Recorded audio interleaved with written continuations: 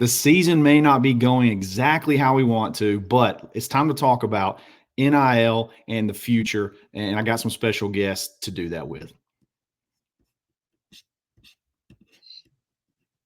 In the world full of podcasts, he's the undisputed heavyweight champion of hot takes, an Auburn sports homer, master of the boog, and message board legend. Get your buttons buttoned and your hats flattened because the Top Button Podcast is about to kick off. And you don't want to miss your courtside seat. Now, here's your host, Charlie Five. Yes, sir. We're back. It's another episode of the Top Button Podcast. I'm your host, Kyle Rush, a.k.a. Charlie Five. Happy Friday. We are ready to get after it. We're only one day away from another SEC matchup against Kentucky. We understand that the season may not have started off exactly like we wanted, but we want to talk about NIL, how Auburn is sitting in that area, and then also talk about the future. We got some young studs that this guy knows a lot about that are playing really well, getting a lot of playing time. We're going to talk to one of those in just a second. But I want to welcome Brett Whiteside from On to Victory. Brett, I'm geared up today. I got On to Victory hat. The OTV hat. I like it. You're looking good. Yeah, man. Before we jump into this, man, what an introduction. Thank you. Legend. That's the anytime legend is in your title. I mean, that's pretty good. That's what everyone aspires to be, right? That's the PA announcer for the Chicago Bulls, by the way. Pretty cool. Good. So Thanks for having me. Cameo is a great thing. Cameo is awesome. They'll do anything on Cameo. But no, Brett, thanks for joining us. Obviously, you're your title would be CEO, president. What is your title? Executive Director of On to Victory. Executive Director of. Be a part of this organization, doing a lot of great things for Auburn, and just appreciate those who are participating and supporting through On to Victory. For sure. So, Brett, give us a state of the union as far as On to Victory goes, as far as NIL goes. You see a lot of charts, you see a lot of things. I feel like Auburn, you guys have been strong as far as fulfillment, compliance, all that stuff. And then obviously the fundraising aspect of it too. Just tell us, even, with results in the season, people worried about NIL, talk about where On to Victory stands. I mean, not only just football, basketball, all that good stuff. Yeah, absolutely. Again, thanks for having me. Anytime we can talk about the status and continue to educate people on NIL is very important, especially as you're starting to hear things about how this industry is evolving. But NIL is a little over 3 years old. On to Victory is a little over 2 years old. And in our time since inception, we've had the opportunity to write contracts to over 430 Auburn student athletes from 20 different sports. And so truly want to be a collective that can support all of our programs. And name, image, and likeness is impacting every one of the programs at Auburn University. And it was the vision of our board when this company started, again, a little over 2 years ago, to be that mechanism to allow Auburn fans to pool its resources in one central location, that we can then be great stewards and allocate those resources in a way that can make the most positive impact on each of our individual programs. And you kind of alluded to that already. On to Victory is making a positive impact for our programs, for all of our programs. Our coaching staff's doing a phenomenal job, specifically in football recruiting right now. They're just relentless recruiters and building great relationships with these guys. But name, image, and likeness is absolutely a part of the equation.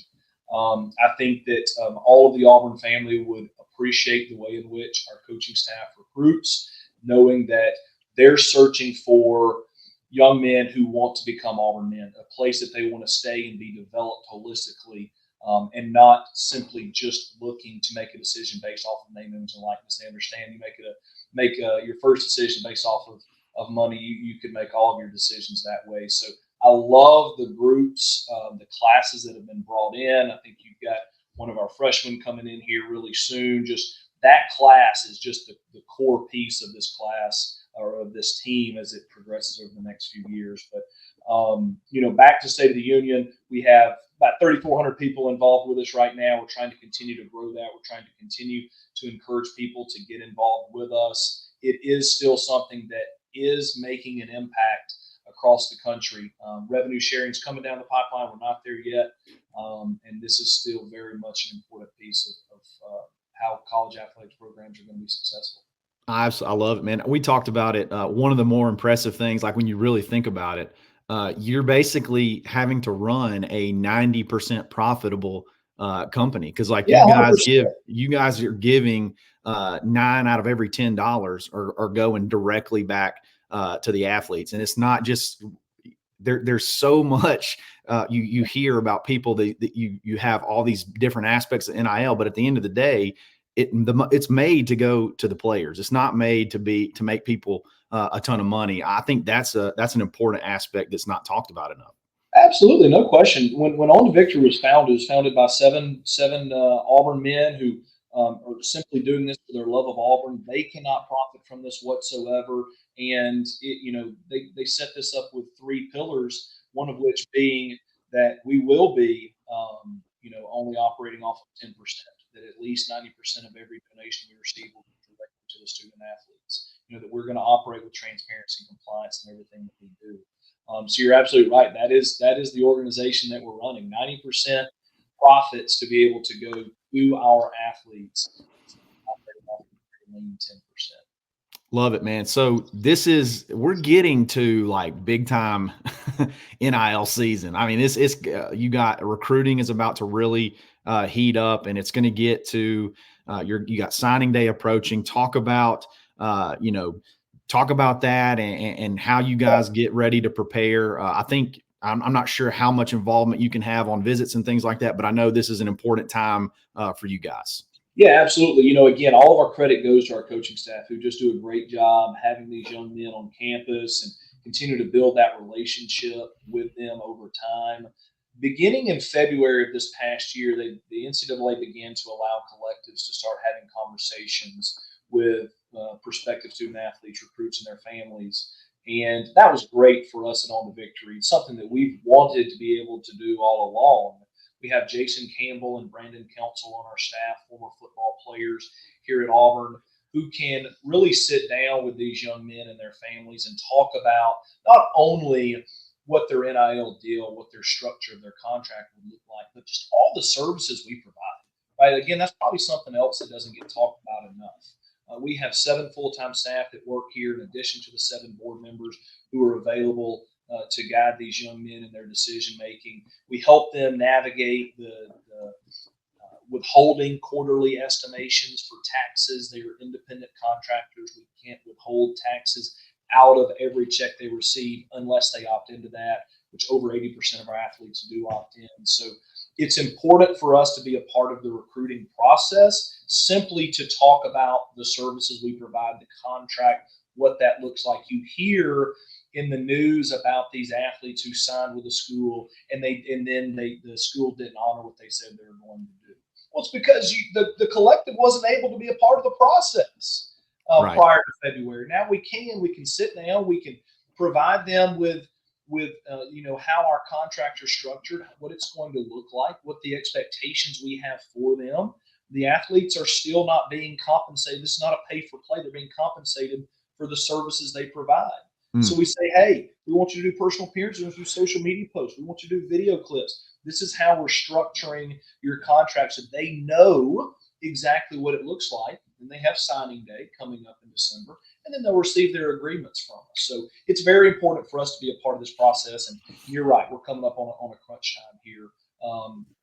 Switching gears a little bit, basketball and a lot of our other sports, their signing days November 13th. So we're going through the same process in the basketball recruitment side, and with other sports that are in the recruitment process. So we want to be a part of that, not to be recruiters, but to just talk about here's how we operated On the Victory. And more times than not, they're really impressed by the structure that we have it On the Victory. And I think everybody in the Auburn family would be proud of the way in which our organization represents them. We talked about this in Sunday school, but one thing that I've always been impressed by On to Victory is people don't realize like the compliance and the fulfillment aspect of it. Like you mentioned, you see schools getting in trouble all the time with allegations of pay for play and or not being completely compliant, or the kids not are getting overpaid what they're actually giving in services, because this is an exchange. Like, you're getting a service from it. So talk about that. Like, that aspect of it is always really impressive, because you just never hear that with Auburn. Like, you guys have it buttoned up. You have a good system. You got a good staff that helps with fulfillment. Shout out JJ and all that good stuff. So talk about that aspect of it, and then how fans can get involved and help this thing keep moving forward.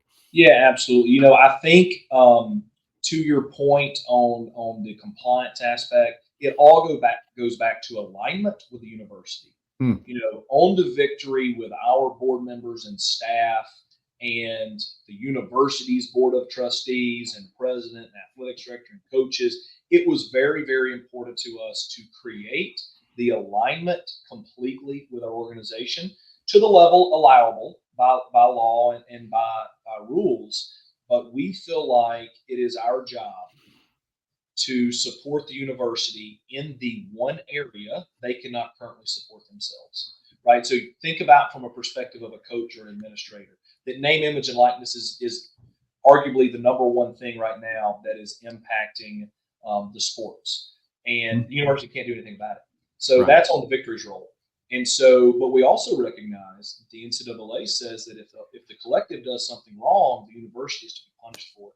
We take that really seriously. We would never want to do anything that would put Auburn in harm's way with the NCAA or SEC. And so everything that we do, we are very compliance-minded. Jeff Whitehead's in charge of compliance for athletics. He is on my speed dial, on my favorites on my phone. We talk constantly to make sure as all these rules changes that our contracts are appropriate. And I think athletics does a phenomenal job of providing resources to our student athletes, such as contract review and all those things. So, we take that really seriously. And again, something that the Auburn family would be proud of. And as they decide, is name, image, and likeness an area that I want to be a part of with my annual giving? Auburn people have been so giving to the university, to athletics, to the foundation, and we want to present On to Victory as just another opportunity.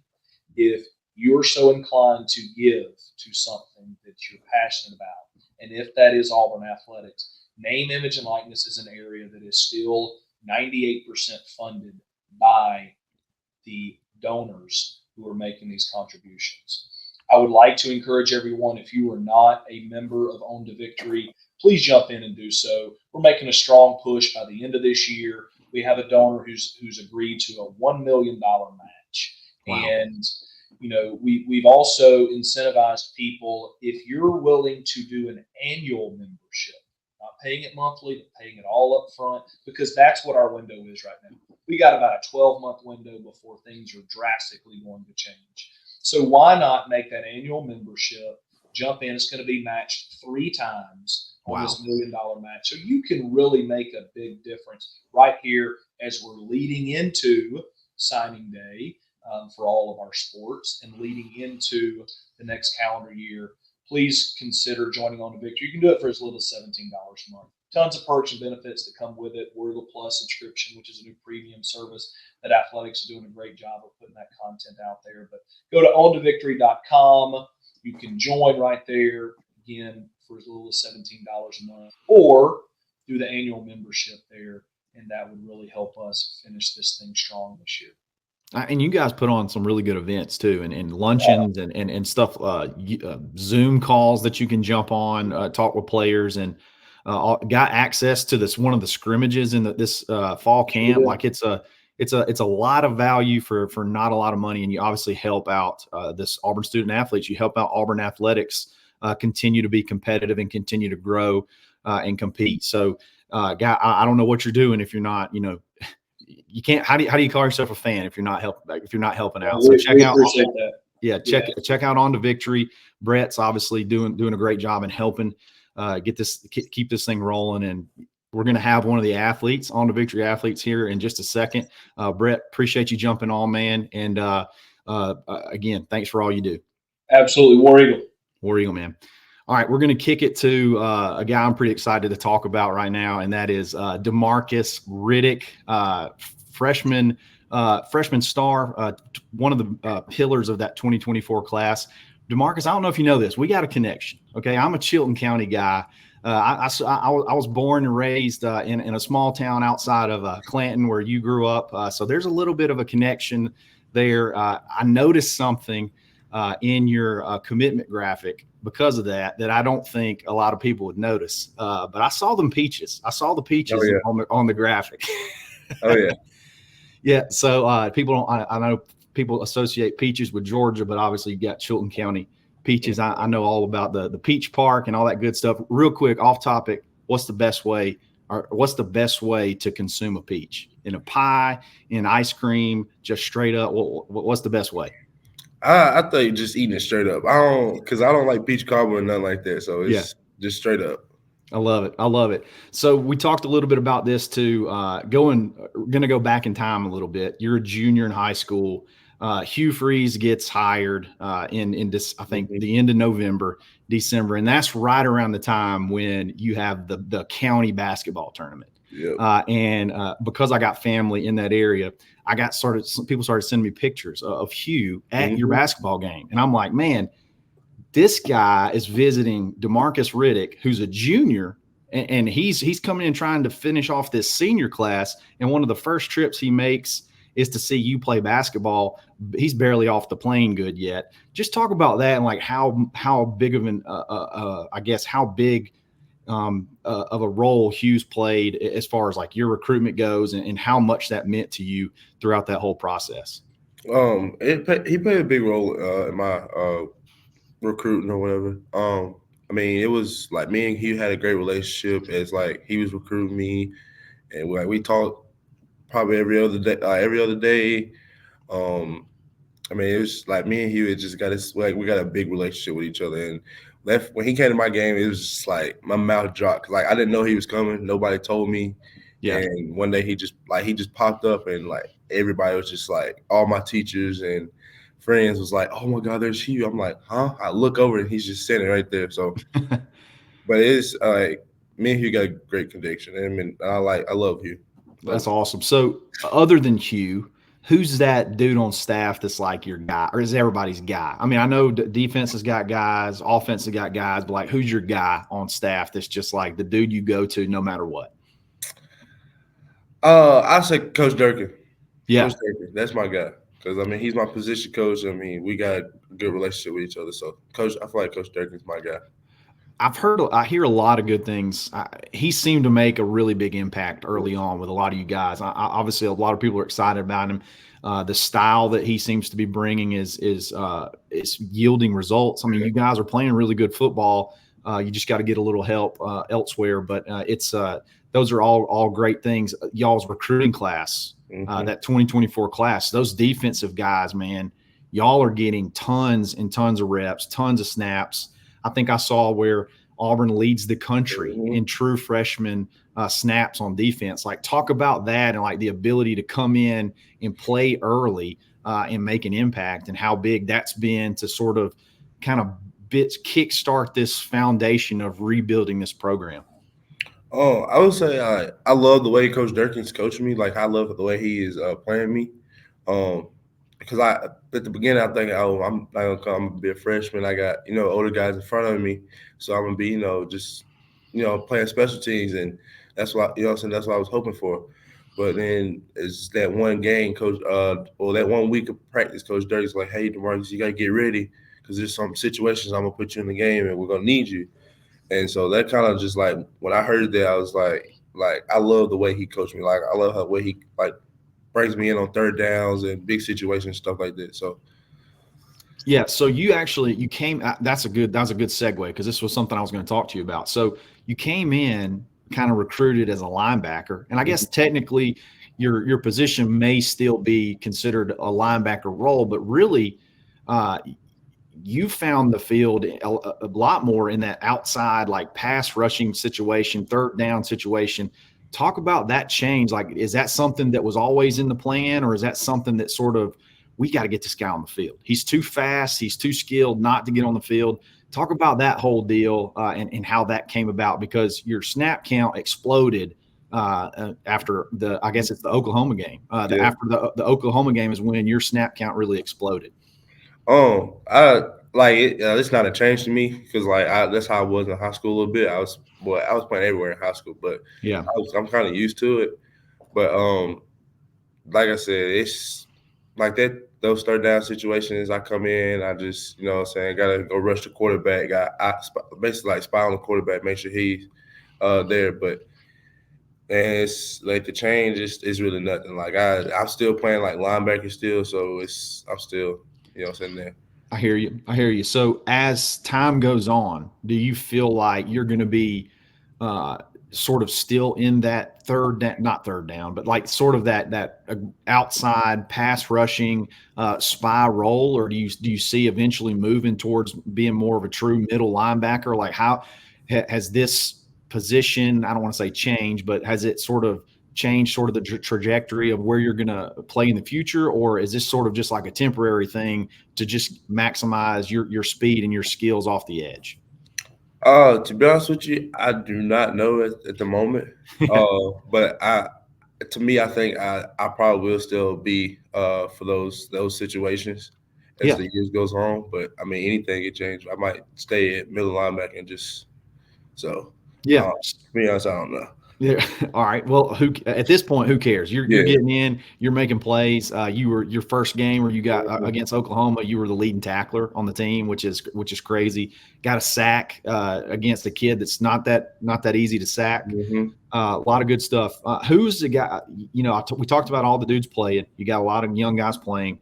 Is there been anybody that's like kind of surprised you? That's like, man, I wasn't expecting him to sort of explode so quickly. Or is there a guy that you're just waiting for? Man, if this guy gets on the field, once he starts getting more reps, he's going to be big time. Is there anyone in those particular categories that you can think of? One that surprised you, or one that, man, it's only a matter of time for this dude explodes? I would say not Malcolm, but Kinsley Yes.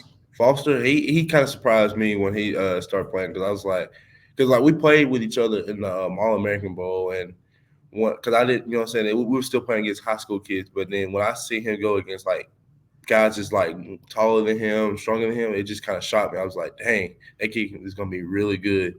So I mean, that's one person.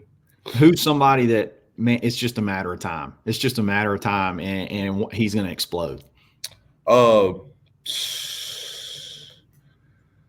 We've been seeing Amaris get more yeah, snaps. I feel like he's one that's kind of, he's obviously got Keldrick in front of him, but he's one I feel like as time goes on, he's going to be a really big factor of this defense moving forward. yeah. I was gonna say Morris. I think once he gets the gist of it and just get more playing time, he's gonna explode. He's I gonna love come it. out of nowhere and nobody's gonna know it. How is it watching Jalen McLeod's obviously having a big season, and you kind of play sort of a similar role as him? How big is it to have a guy like that who's having a good season, playing a similar position, and he's a senior. He's one, I guess in theory, one of the leaders. How much has that helped you sort of, expedite your development? It helped me a lot. I mean, me and him, we talk every day. I mean, he teaches me a lot on the field and off the field. And I mean, Jalen, I love him. Like that's my dog. But and like I said, he's helped me a lot since I came here. Him and a couple other guys on the defense side of the ball. So I love it. So it just kind of is what it is. But the season has not sort of played out the way we had hoped. The first 6 or 7 games.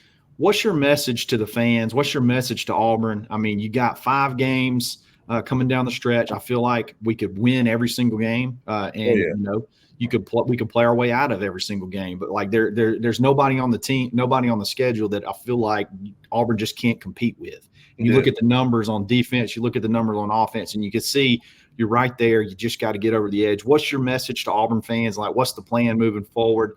How you guys are going to finish off this season? I'll just tell the fans like just stay with us. Let's just stay with us. I mean, I know we're not having a good season right now, but at the end of the day, just stay with us because these rest of these games, I'm telling you, y'all gonna see who really Auburn is. So just stay with us, please. I love it, man. I love it, man. I appreciate your time, Demarcus. Obviously, I'm pulling for you. A little hometown flavor here. I'm obviously pulling for you big time. Keep your head up and stay in there, and we'll get after it soon. And hopefully we'll talk again soon as well. So, guys, appreciate you for listening. If you like this video, like it. If you like this channel, subscribe to it. Follow me on Twitter, _Charlie_5. Demarcus, how can they find you on social media? My Instagram and my Twitter, it's all Demarcus Riddick. Yeah. And then my Instagram is Demarcus Riddick 6. So there you go. There you go. Guys, thanks again. We'll be back every single day this week. It's another episode of the Top Button Podcast. Stay button. Thanks for listening, and drive home safely.